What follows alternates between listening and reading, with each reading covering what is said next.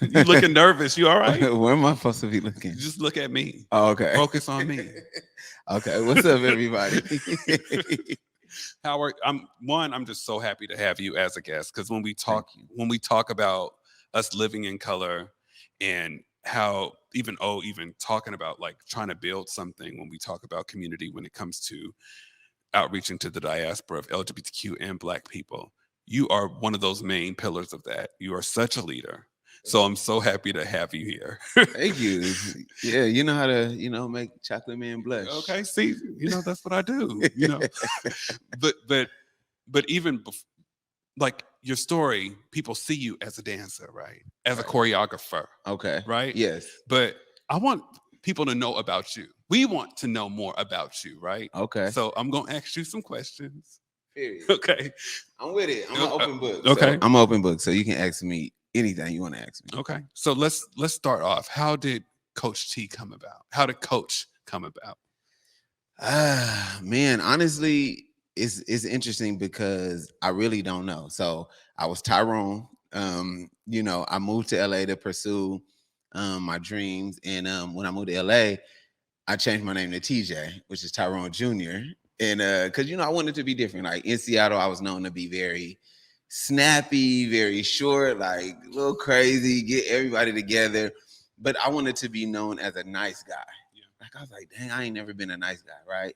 So when I came back to Seattle after being in LA for about 3 years, I came back to Seattle and I was just Coach. And that was in like 2011. And so now over a decade later, It's call me Coach. that's my government name now. Oh, so it's a government official. Yes. Okay. I legally changed my name to Coach maybe 2 years ago for my birthday. Okay. So yeah. Okay. So legally, call me Coach. Call me Coach. Okay, I feel that. Yes. No T. Right. Well, T, but T, but no T. Okay, right. No shade, but some T. So even before that, right? Can you tell us a little bit about like your childhood? Because you're from Oklahoma. Okay, so when people ask me where I'm from, I typically give it this. I'll be like, I was born in California, Compton to be exact. I did not know that. Yeah, I was born in Killer King. Okay, Martin Luther King Hospital in Compton. I was raised in Oklahoma, a little town called Chickasha, and I grew up here in Washington, Seattle.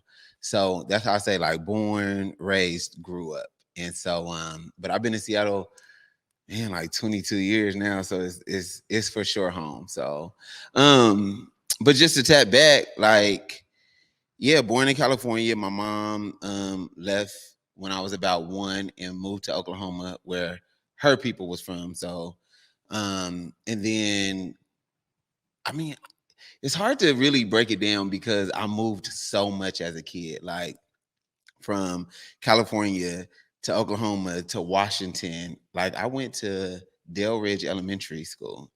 I don't think nobody in the world knows that. I definitely didn't know. Yeah. Never knew you to be in West Seattle. Right. And I was like 6 years old. Yeah. You know what I'm saying? And then just back and forth. Like I changed high school 6 times. I went to middle school in 3 different states. I went to elementary school in like 3 different states too. So that just goes to show you like how much I moved around. You moved around a lot, but you're so ingrained in family. Yes. I ended up watching like some of your YouTube videos, and you come from like a product of like dancing in your family. So that's like your mom and aunt? Or? Yeah. Okay. Yeah. So I have an auntie I call her Aunt B. So where I'm from, like where I was raised at in Chickasha, aunties is called aunties. FYI. Have you ever heard of that? Yes, I have. Okay. So I call her Aunt B. And she was like, her and my mom had a dance group when I was little, and I just remember watching them. But my auntie Bridget is really like who, like, they said I've always loved dance since I was a little boy. They said, honestly, the moment I started walking, I was dancing, and she just kind of fed me into it. And so I lived with her because my mom was in prison. So my uncle, rest in peace, kind of just took me in, and then that was his girlfriend, and she was a dancer. And so every night, like before bed, she would make me dance. And the crazy thing is, because right now, well, I think it's changing a little bit, but let's say 15 years ago, or even 20 years ago, like when we was in high school still, right? When I moved to Seattle, it was very reserved. So I was this little country bumpkin. Yeah, I was gonna say that. Like, what were you like, and what was because what you, you know what I'm trying to No, go no, ahead. like how you were in high school.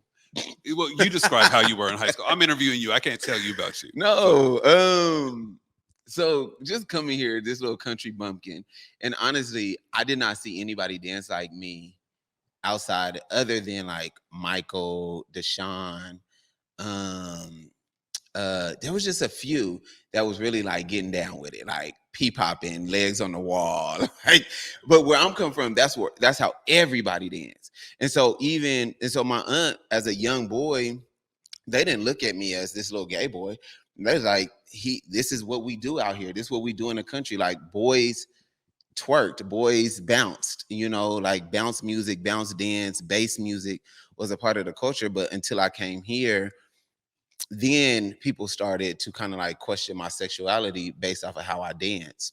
But where I'm from, it was a part of the culture. well, because what I remember back in the day, you used to hang around a lot of hood folks. I still you still do. do. You still I do. still You still do. ratchet, right? But I Yeah. remember, right? So, like, what was that transition like? As in, like, you were getting into your craft because you went to Renton Yes. first, right, and then Cleveland, or Cleveland, yeah, Renton, then Cleveland, then back to Renton, then South Lake. you didn't know where you wanted to be, but it's cool. Before all that, Tye, and then before that, Edmonds Woodway High School.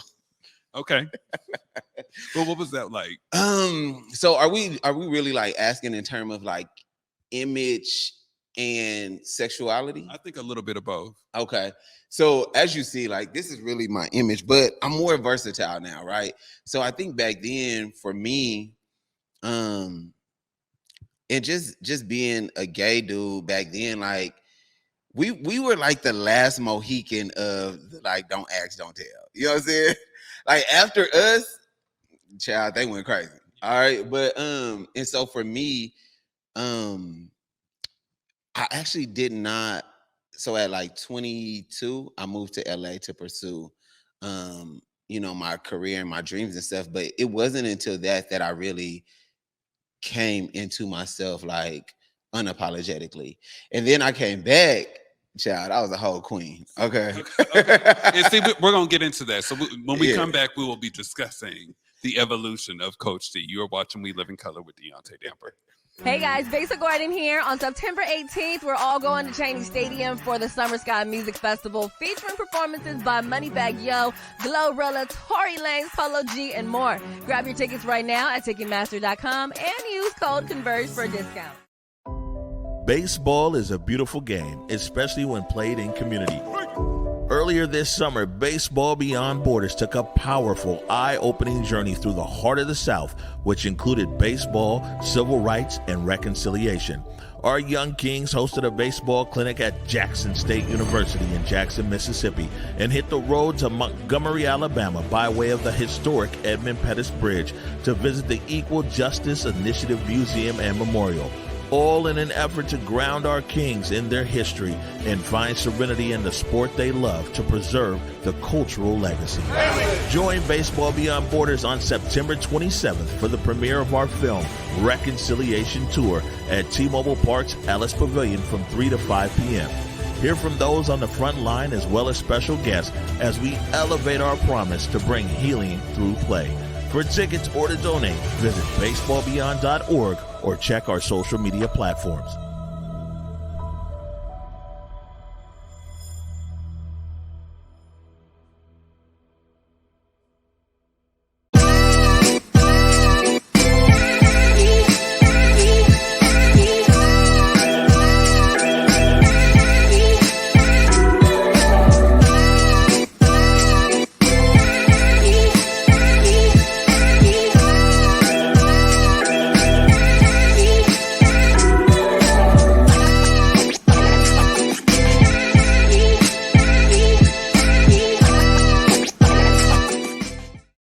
And we're back here. We Live in Color, and I'm here with Koach T. What's happening? What's So happening? where was that? We was talking about queening out, right? Queening out. So can you break that down for me just a smidgen?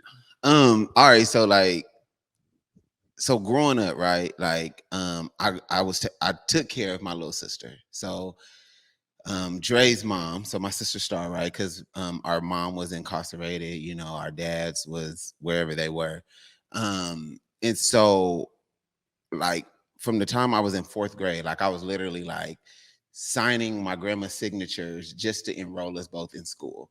Wow. I was like cutting grass and taking out people's trash just to go to Goodwill and buy us school clothes and school supplies and stuff. And I'm literally like in the sixth grade, just really providing for this, you know, my little sister, washing our clothes out on our hands, boiling water because our hot water was cut off, pouring it in the bathtub for us to take baths and just all that. And then I moved to Seattle, because everybody was like, you know, it's time for your dad to raise you. My dad was here. I moved to Seattle. At some point, you know, he was out doing what he wanted to do, but he kind of like left me with a family of sisters, right? And so I was just doing my best to be in their life, in a man that they could look up to. You know what I'm saying?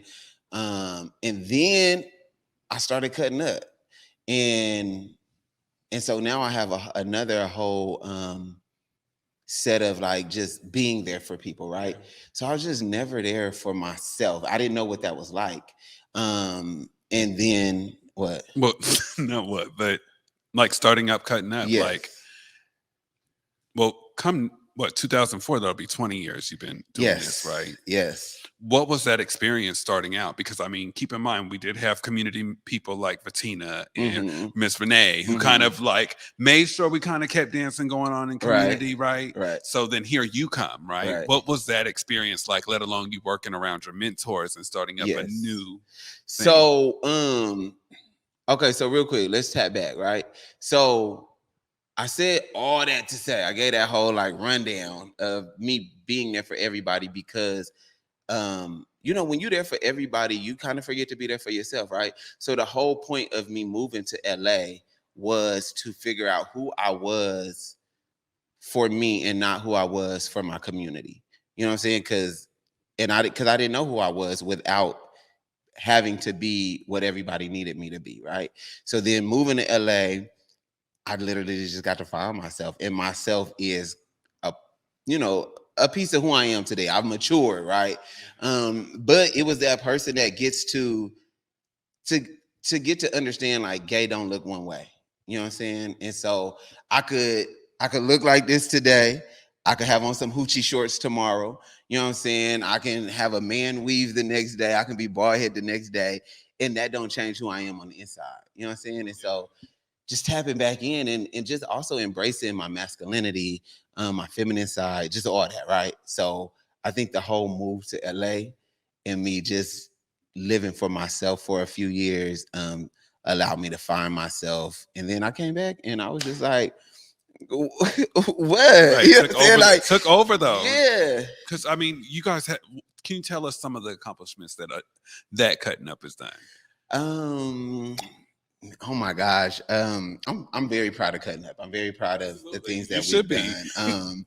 But from like 106 in Park, can you explain a little bit what 106 in Park is for some of the millennials? Some of the little people, the young people. So 106 in Park was like the biggest cultural, one of the biggest cultural video phenomenons or video platforms of our generation. And so they played videos. You had your top 10 videos. And then we cutting up, like we submitted a video to go on. They had a dance competition called Wild Out Wednesday. And we submitted a video. They chose us. We went on there. We competed.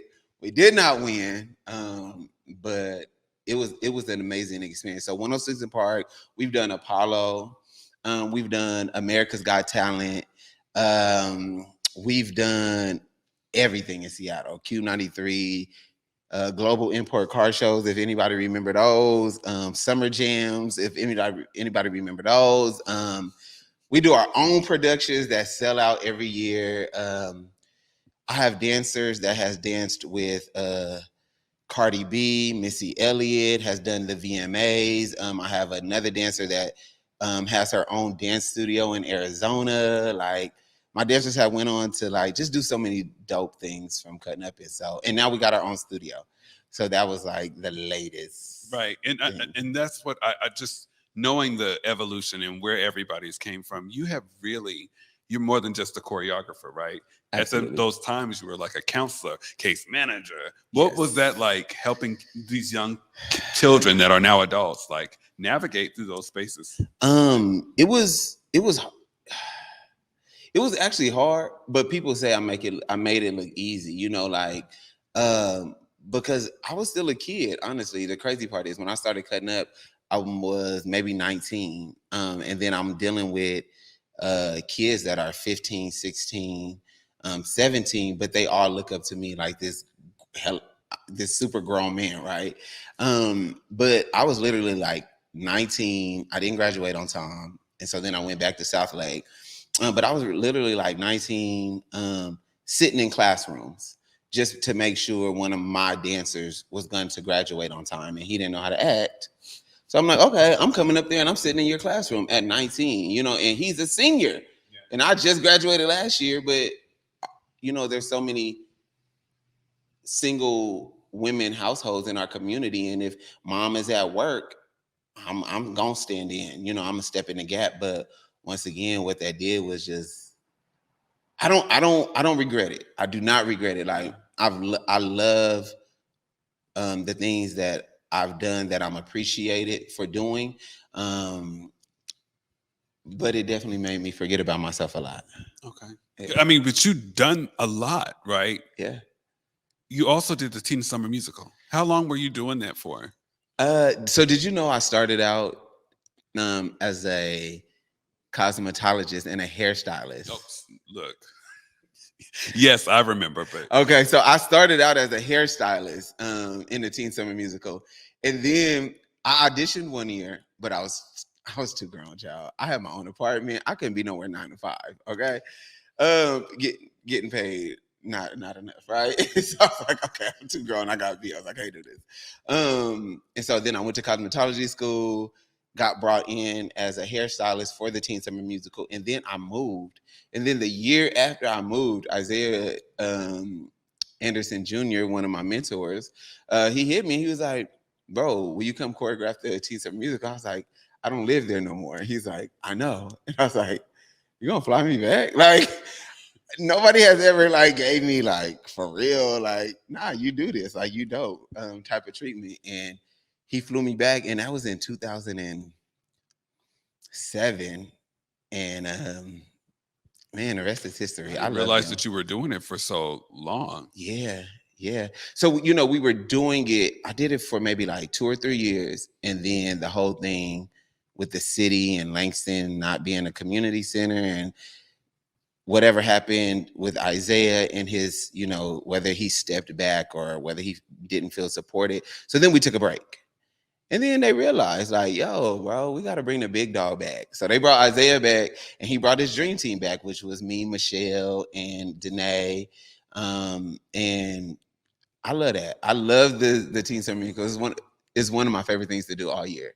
Let alone look at all the things that all of y'all are doing now. Shout out to Acts on Stage. Shout out to Acts on Stage for sure. Now, when we come back, we are also going to talk a little bit. We're going to segue just a little bit. We'll talk a little bit about fatherhood, right? Oh, you're watching We Live in Color. Hey guys, Basic Garden here. On September 18th, we're all going to Cheney Stadium for the Summer Sky Music Festival, featuring performances by Moneybagg Yo, Glorilla, Tory Lanez, Polo G, and more. Grab your tickets right now at Ticketmaster.com and use code Converge for a discount. Hey y'all, my name is Nicole Harvey and I proudly serve as the Director of Community and Family Engagement at Seattle Jazz Ed, and I'm here to let y'all know that we're getting to launch our fall programming the first week of October. So if you're a student or you know a student between the grades 4 through 12 that is interested in playing music, whether they're a beginner or they've been playing for a long time, we have saved a seat for you. For more information, please visit our website at www.seattlejazzed.org. All of our programs and classes are offered on a sliding scale tuition policy, which means that families get to choose what they pay, no questions asked. We also have free loaner instruments available for every student to use.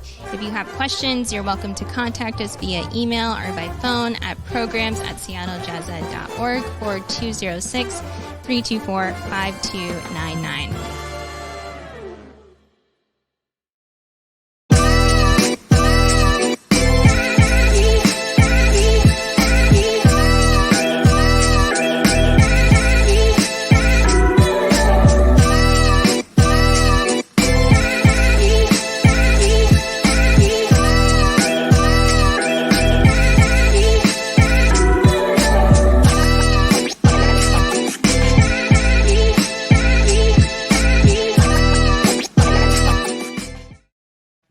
We're back. We're watching. You're watching. We Live in Color. I'm watching too because I'm just so happy to have you here, Coach T. Thank you again. So 2011. You kind of let us know you came back in the areas of working with Teen Summer Musical, but you're doing that. You're working with Cutting Up, and then fatherhood. Can you explain us?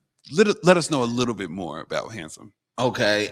So for everybody that don't know, I do take care of my nephew. He just turned 13 in August. I've legally had him since he was 2.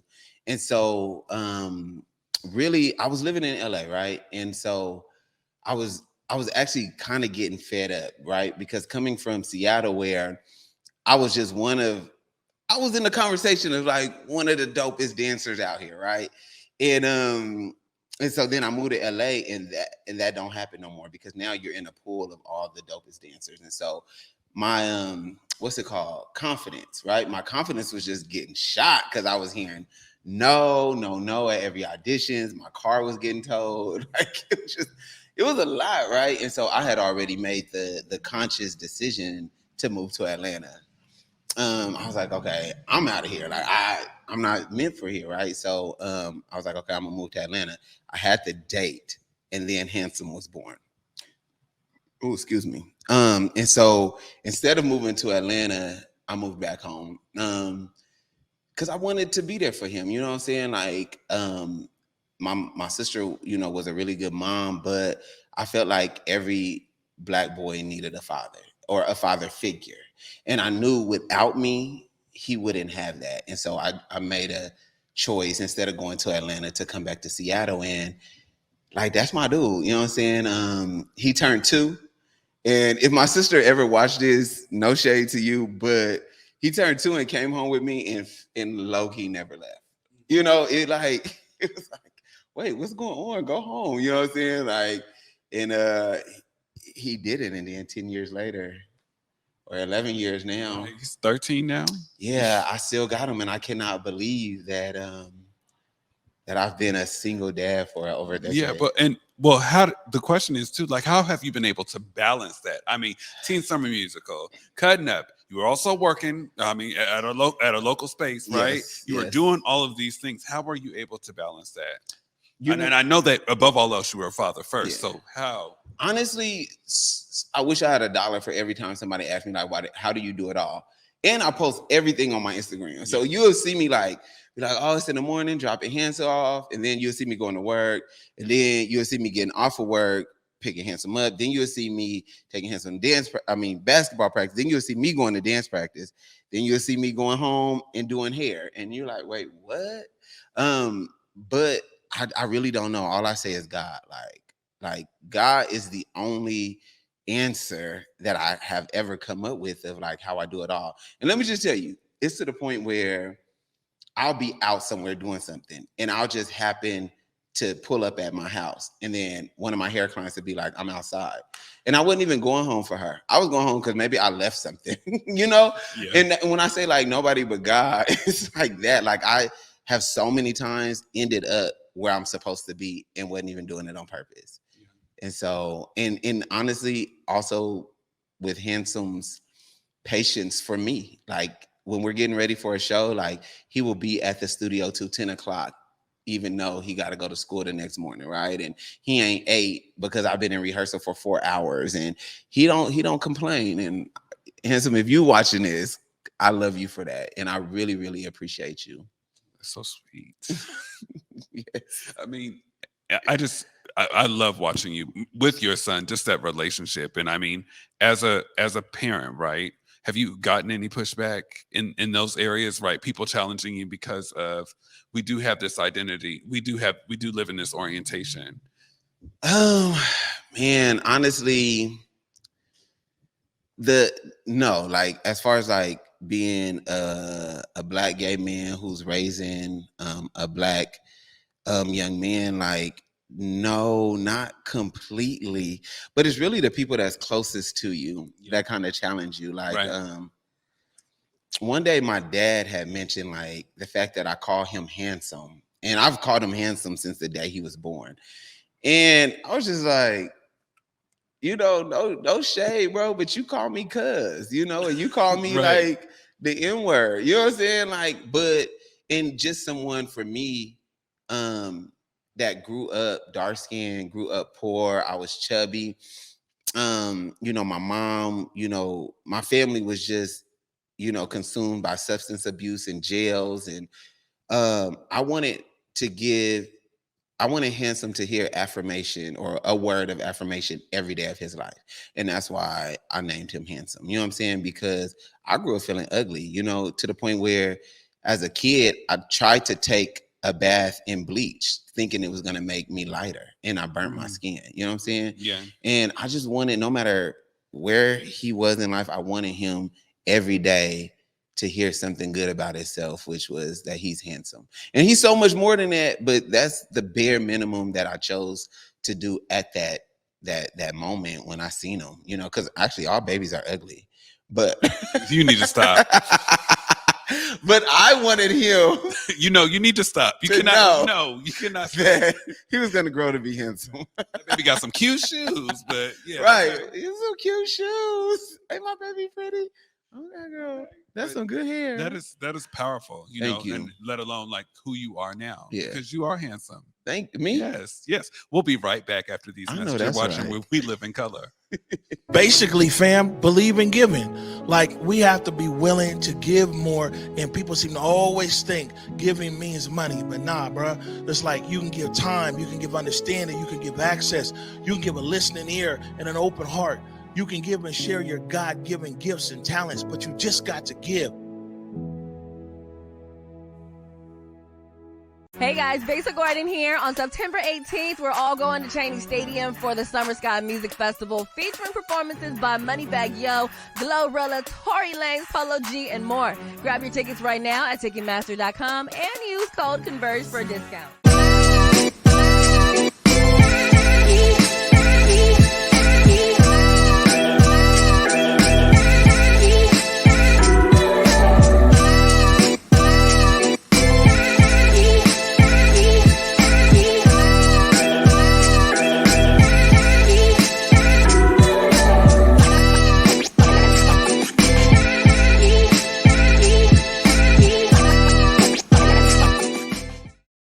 We are back where we live in color. We had to take a quick commercial break, but I mean, I'm sitting here talking to you as a choreographer, a father, and also entrepreneur. You also have your own studio. What was it like to cut that ribbon? And what year was that again? Okay, so wait, you sure you don't want to go back to you telling me I'm handsome? I can't. I only got one more commercial break, so we gotta keep on going. We gotta keep. Man, honestly, it was surreal. So FYI, I've never wanted to open up a studio because I was just always scared. I'm like, damn, like that's so much responsibility. And I was always scared to have to do it by myself. You know what I'm saying? I got the right team, so shout out to Miss Trina, Miss Pauline, Miss Naomi. Your dream team. Yes, my dream team. Even Miss Roberta and Passion, like I got a team in the dads of the team. So Leon, Big Calvin, Derek, they just made me feel like I would never be in it alone, no matter what. And that just gave me the confidence to do it. And so 2017, yeah, we did it. Like we found a location. We was looking for a space in Seattle. Seattle was very expensive. And then every time I said hip hop, people like either stopped returning my emails or just gave me weird vibes after that.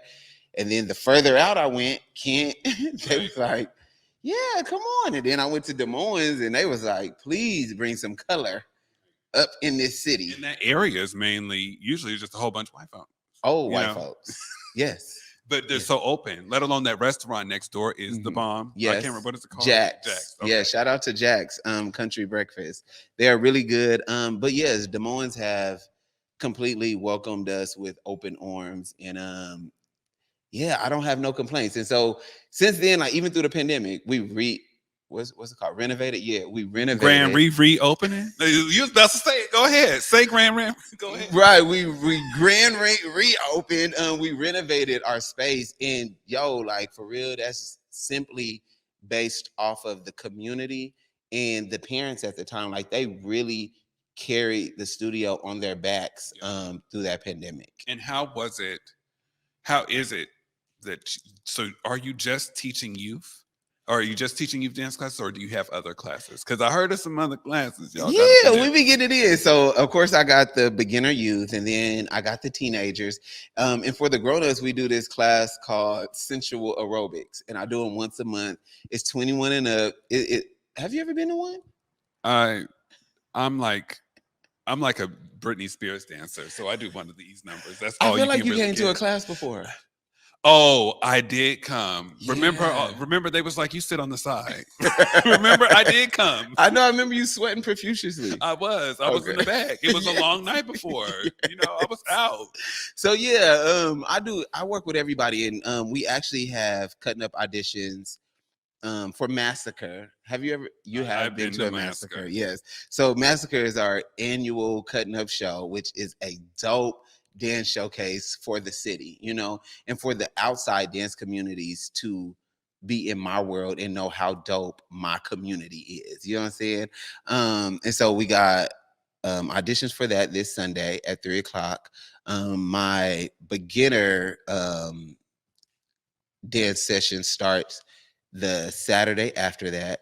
And then I'm even thinking about bringing back my adult hip hop aerobics class, which will, if I brought it back, it will be probably every Saturday. So I'm just checking people's temperature to see if grown-ups really want to do hip hop aerobics. They really want to do it. Yeah. I mean, as many shares and many people participating, I think people have an opportunity to we're coming out of the pandemic. Facts. We need to still be active. We need to get up off the couch. We need to be and also find our language, our new language through movement, right? Facts. We in our 30s now, 20s, late 20s, trying to find our space. Right? I'm almost 40. Yeah.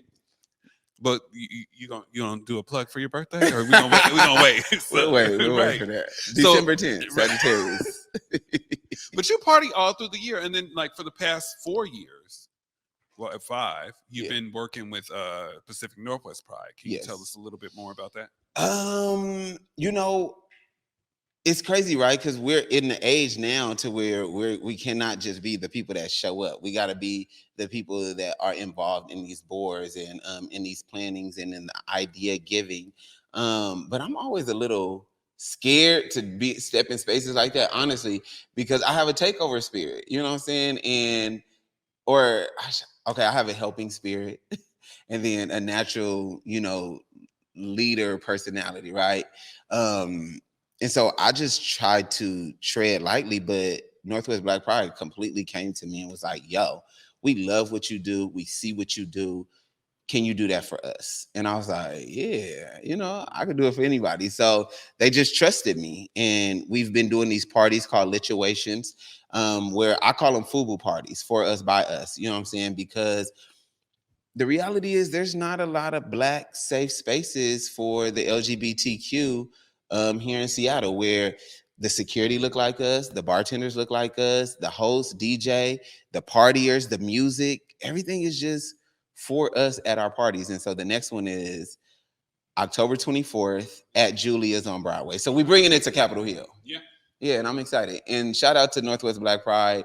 Thank you for trusting me. I mean, this was the first year that they was really like, yo, like, it was nice. Shout out to Yachty. Yes. And when you talk to them, tell them I need them to be a guest on the show. Okay. Yes. Yachty was supposed to come tonight because, it was just one of them moments where it's crazy because I get uncomfortable when people say like they want to give me my flowers, right?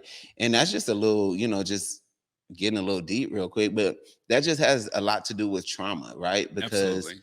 me growing up feeling ugly, so ugly, thinking about suicide, trying to take a bath in bleach water, like, and then you grow into your confidence, and then some of the closest people around you make you feel like you don't get to be happy, you don't get to be confident. And so now, even me, like, bragging about myself and celebrating myself and my accomplishments, people still kind of make me feel like you're not allowed to do that.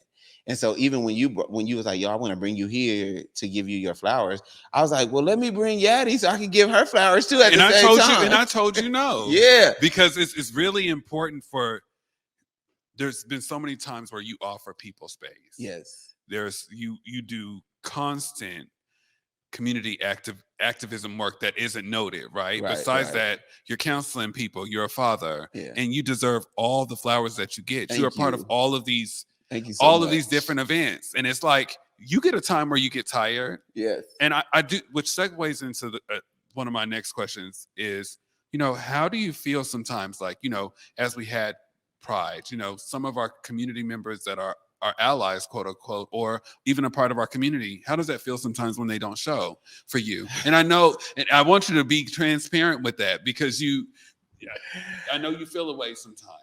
Yeah. I actually do feel a way, like, because it's almost, honestly, everything that I'm trying to do and the things that I'm a part, because I'm not doing this by myself. This is not a one person job. Like, even watching you, even if you mad at me every other month, right? I'm still watching you, watching what you're doing, and you're still encouraging me and motivating me. So you're a part of the story too. But a lot of us is doing our best to create and cultivate Black spaces for queer people.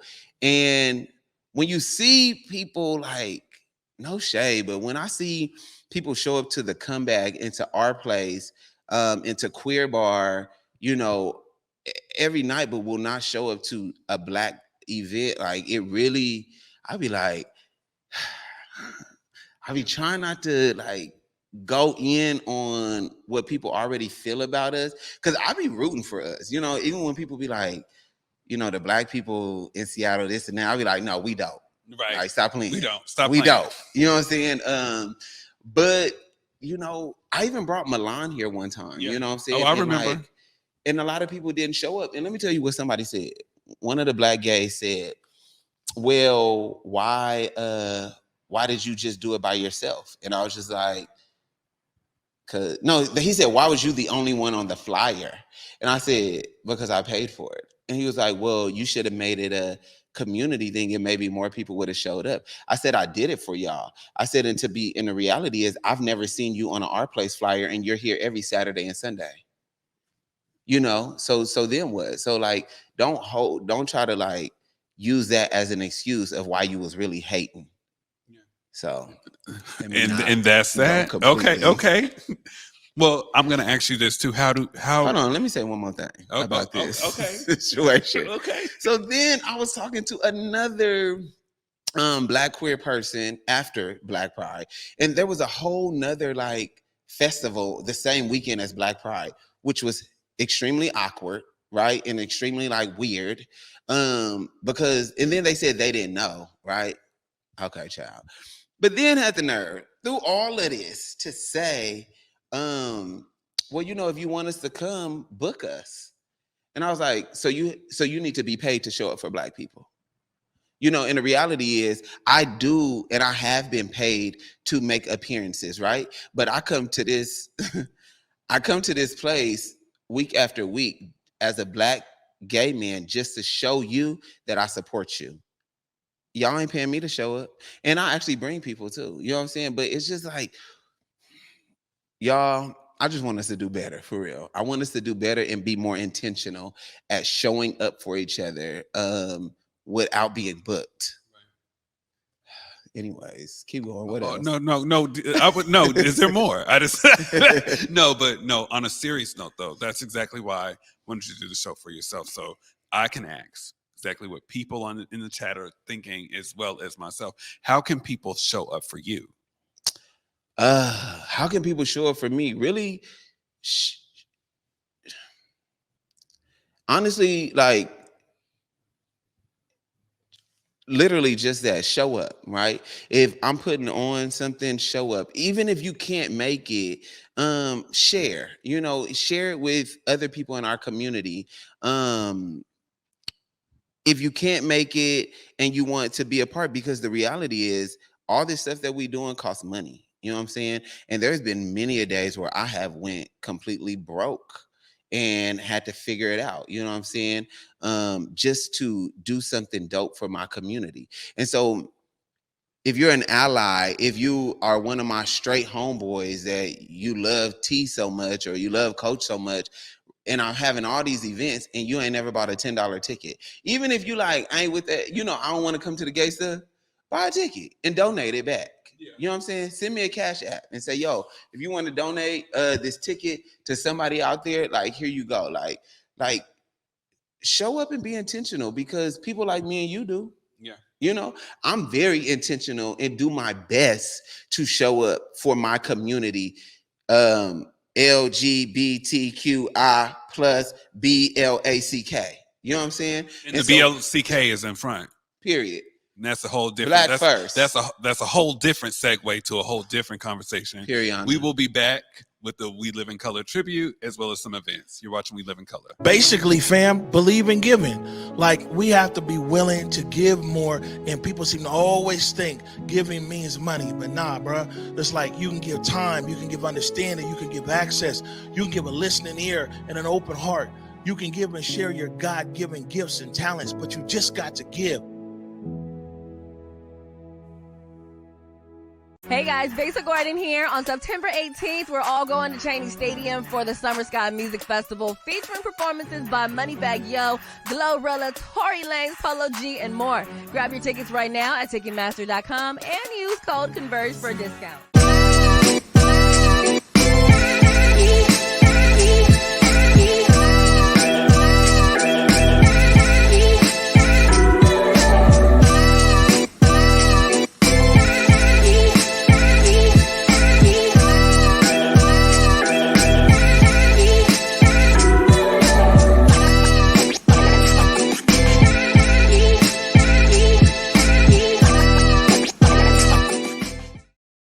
And we're back. This time we have our We Live in Color tribute.